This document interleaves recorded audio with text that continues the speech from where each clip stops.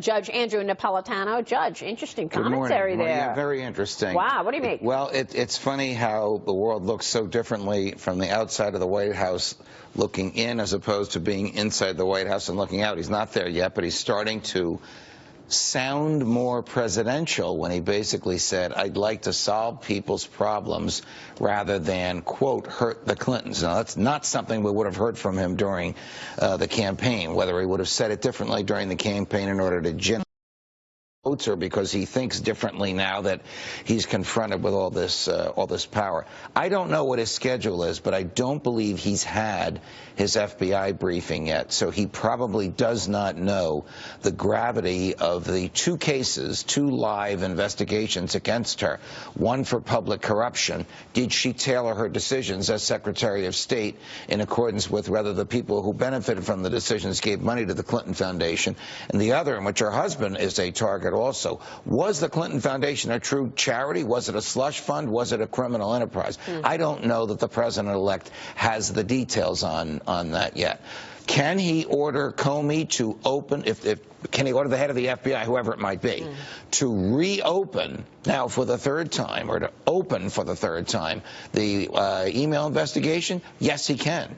Yeah, but he's really, I mean, the Clinton Foundation investigation never stopped. Correct. That's still ongoing. Correct. That is that seems to be the more onerous one. I mean, that's the more damning one. An enormous investigation. By enormous, I mean tremendous volume of paperwork and digital data being scrutinized by a large number of FBI agents who expect an outcome different from the email investigation. But they also want to get the power that they have at their disposal, and they've been stifled from that consistently from the top down, whether it was Comey's office, right? So they want to get the tools. They want to get subpoenas. They want to be able to depose people, which they haven't been able to do. We don't know if a grand jury is hearing any evidence on either the Clinton Foundation or the allegations of public corruption.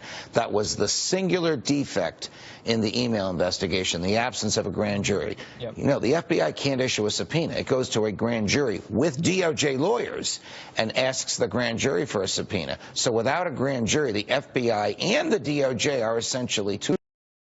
We don't know. Or a special counsel. Well, special counsel is different. Special counsel means that the DOJ itself has a conflict, and it needs an outside entity to investigate a particular person. I don't know that we've reached that level here, but also I haven't how could you say it's not a conflict when the head of the DOJ is Loretta Lynch, who had a private meeting? Oh, well, with she'll Bill be gone in 2 months. I'm talking about in the Clinton, for God have mercy on me, in the Trump administration. We're one and the same. Don't worry about it. Not. Whoever the Attorney General is, it's certainly not going to be Loretta Lynch. Now, if there is some internal conflict of which we're unaware, then that Attorney General can appoint a special counsel. Special counsel gets his or her own team of FBI agents, his or her own office, his or her own budget, totally independent of the DOJ, but with the same force and the power. That's what they should have had, by the way, from the beginning. Probably. Well, from what we now know, yes, probably, because of the conflict between the FBI and the DOJ. Judge, how careful do you think Donald Trump is being in terms of just the language that he's using right now? Because he does need to be careful that it doesn't seem like he's going to use the office that he just won as a weapon. You know, I thought, and I didn't see the whole interview. I saw the parts that we've been playing this morning. I thought he was terrifically careful. Question on Jim Comey, for example. Now, there was a time when it sounded like he wanted to wring Comey's neck during the campaign. He basically said, you know, look, he's well invested in that job in a 10-year term. I haven't met him. I got to talk to him. I need to know a little bit more before I make a decision. And he said it in a very soft, credible, thoughtful way. Now, he was in front of, you know, whatever the 60-minute audience is, as opposed to a pep rally that he had been running for the past year and a half. But I thought he was presidential, remarkable, calm, cool, and credible. Judge, what should he do here? I mean, you've laid out... With respect to whom now? Well, okay, we know there's a mountain of evidence that suggests pay for play.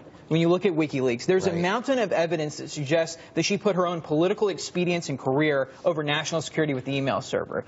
There's a mountain of evidence that I think he should pursue this. But at the same time, if I put my strategist hat on, that's a total distraction to him pushing through his plan to fix problems for everyday Americans. Well, the president may take care of that for him, President Obama, if he pardons Mrs. Clinton. Yeah. Now, if he pardons her, he probably should pardon President Clinton and the others around them. Then they should consider, well, shouldn't David Petraeus be pardoned? Shouldn't Admiral Cartwright be pardoned? I mean, it goes on and on and on and on and on. Exactly. And that's probably something Donald Trump would prefer not to address for the reasons you've articulated. He wants to solve the nation's problems. He doesn't want to open up old wounds. A lot of people were talking about this weekend. I spoke with Jason Chaffetz, the head of the Oversight Committee. Congressman Chaffetz also addressed whether or not this is still going to be on the docket, the investigation into Hillary Clinton. Listen. It's this huge, massive mess that has to be cleaned up. So we would be remiss if we just dismissed it and moved on. We have a lot of things that we have to fix so it never, ever happens again. That was He has less power now, than, or will have less power in January than he does now. Is he going to conduct an investigation that the president doesn't want conducted? And then there's Rudy Giuliani. He also weighed in on a possible pardon. Listen to Rudy Giuliani, also out this weekend. On the one hand, you don't want to disrupt the nation with what might look like a vindictive prosecution, even though it might not be. And on the other hand, you want equal justice under the law. What do you think? Well, a pardon is mercy. Mercy is often the opposite of justice. This is a tough and intimate call, first for Barack Obama and then for Donald Trump. Last week when Stuart Varney and I were talking about this, and we both said positive things about pardoning her, we were excoriated in the emails from our fans, friends, and colleagues. But that's up to President Obama to do that and not Donald Trump, right? Well, either one would have the opportunity. Remember, the president's pardoning power is absolute. There's no appeal. There's no check. Some people would say, well, look, the voter decided. The voter was the judge on this. They voted in Donald Trump and not Hillary Clinton. The voter Leave it alone. The voter did do the justice, but we know this for a fact. We know that she got a congressional subpoena, and then what did she do? She destroyed evidence.